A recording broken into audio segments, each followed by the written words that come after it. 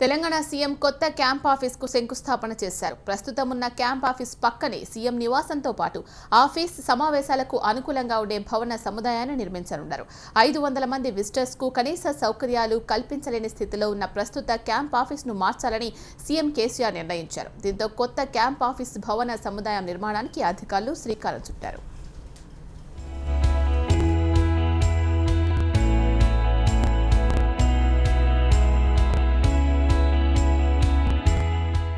తెలంగాణ ముఖ్యమంత్రి అధికారిక నివాసం, కార్యాలయం, సమావేశ మందిరంతో కూడిన భవన సముదాయానికి కేసీఆర్ పంజాగుట్టలో శంకుస్థాపన చేశారు. పంజాగుట్టలోని 8.9 ఎకరాల స్థలంలో భవన సముదాయం నిర్మించాలని నిర్ణయించారు. ప్రస్తుతం ఉన్న క్యాంపు కార్యాలయంలో సమావేశాలు నిర్వహించుకోవడానికి, సందర్శకుల్ని కలుసుకోవడానికి అనువుగా లేనందున కొత్త కార్యాలయం నిర్మించాలని ప్రభుత్వం నిర్ణయించింది. రాష్ట్ర విభజన తర్వాత జూబ్లీ హాల్ని ఆంధ్రప్రదేశ్ శాసన మండలి నిర్వహణ కోసం కేటాయించారు. దీంతో కలెక్టర్ల కాన్ఫరెన్స్ నిర్వహించాలన్నా, ఇతర ముఖ్య సమావేశాలు జరుపుకోవాలన్నా అనువైన సమావేశ మందిరమే లేదు. కలెక్టర్ల కాన్ఫరెన్స్ ని హోటళ్లలో పెట్టుకోవాల్సిన పరిస్థితి ఉన్న నేపథ్యంలో ఈ క్యాంపు కార్యాలయం ఉపయోగపడుతుందని ప్రభుత్వం భావిస్తోంది.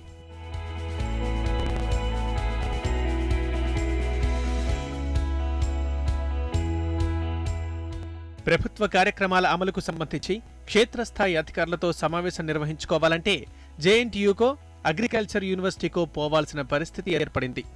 మిషన్ కాకతీయ సమావేశం జేఎన్టీయూలో, మిషన్ భగీరథ సమావేశం అగ్రికల్చర్ యూనివర్సిటీలో పెట్టుకోవాల్సి వచ్చింది. మంత్రివర్గ సమావేశం పెట్టుకున్నప్పుడు మంత్రులు భోజనాలు చేయడానికి బయట హోటల్కు వెళ్తున్నారు. వీటన్నింటికీ ఉపయోగపడే సమావేశం హాలు ముఖ్యమంత్రి అధికారిక నివాసంలో గాని, సెక్రటేరియట్లో గాని లేకపోవడమే ఈ దుస్థితికి కారణం. ముఖ్యమంత్రి కూడా తన అధికారిక నివాసంలో ప్రతిరోజు సమీక్షలు నిర్వహిస్తారు. విధాన నిర్ణయాలు చేయడం కోసం, పరిపాలనా సమన్వయం కోసం ముఖ్య అధికారులతో సమావేశాలు నిర్వహిస్తారు. దీనికోసం కూడా ఎంసీఆర్ హెచ్ఆర్డీకో మరో చోటుకో వెళ్లాల్సి వస్తోంది.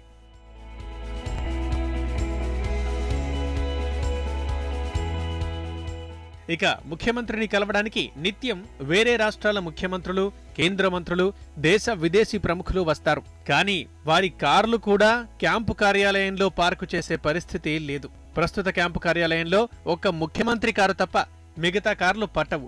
ఆ కార్లన్నీ రోడ్డుపైనే ఉండాల్సి వస్తోంది. ఓ 500 మంది సీఎం కార్యాలయానికి వస్తే వారికి నిలువ నీడ కూడా ఉండడం లేదు. ఫలితంగా సందర్శకులను ముఖ్యమంత్రి కలవలేకపోతున్నారు. ఈ పరిస్థితిని దృష్టిలో పెట్టుకునే నిత్యం సమావేశాలు పెట్టుకోవడానికి వీలుగా కనీసం 1000 మంది పట్టే సమావేశ మందిరంతో కూడిన ముఖ్యమంత్రి అధికారిక నివాసం నిర్మించాలని ప్రభుత్వం నిర్ణయించింది.